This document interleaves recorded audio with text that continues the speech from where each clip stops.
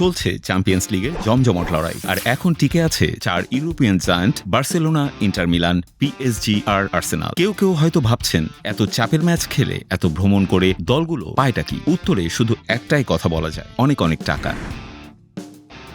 2024-25 মৌসুমে উয়েফা চ্যাম্পিয়ন্সের ঝাঁপি খুলেছে একেবারে রেকর্ড অঙ্কে। এবার প্রাইজ মানির জন্য বরাদ্দ রাখা হয়েছে প্রায় 243.7 কোটি ইউরো। টাকার অঙ্কে যা দাঁড়ায় প্রায় 33,634 কোটি টাকা। শুধু অংশগ্রহণ করলেই ক্লাবগুলো পায় 256 কোটি 66 লাখ টাকা। খেলার আগে থেকে ব্যাংক অ্যাকাউন্টে ঢুকে যায় বেশিরভাগটা। তবে আসল খেলা শুরু হয় মাঠে। যে যত ম্যাচ খেলবে তার আয় তত বেশি। প্রতিটি জয়ের সঙ্গে বাড়ে ইনসেন্টিভ, পরের রাউন্ডে উঠলে জমে যায় কোটি কোটি। আবার র্যাঙ্কিং বোনাস নামে আলাদা পুরস্কারও আছে, যা নির্ধারিত হয় ক্লাবটির ইউরোপীয় পারফরমেন্সের ইতিহাস দেখে। পুরনো চ্যাম্পিয়নরা তাই সবসময় কিছুটা এগিয়ে থাকে।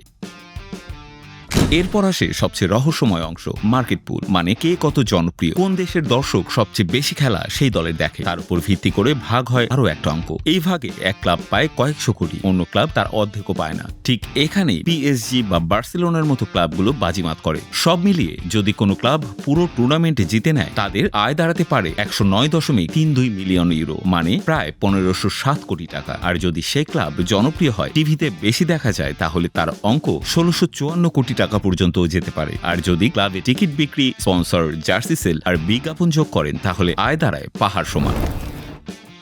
এই কারণেই তো চ্যাম্পিয়ন্স লিগ মানেই শুধু ট্রফি নয়, এটা একটা স্বপ্ন যেখানে সম্মানের সঙ্গে মিলে অর্থের জয় জয়কার। এবার দেখার পালা এই 4 ক্লাবের মধ্যে কে ঘরে তুলে ইউরোপীয় সেরার মুকুট, আর সঙ্গে হাজার হাজার কোটি টাকার চেক।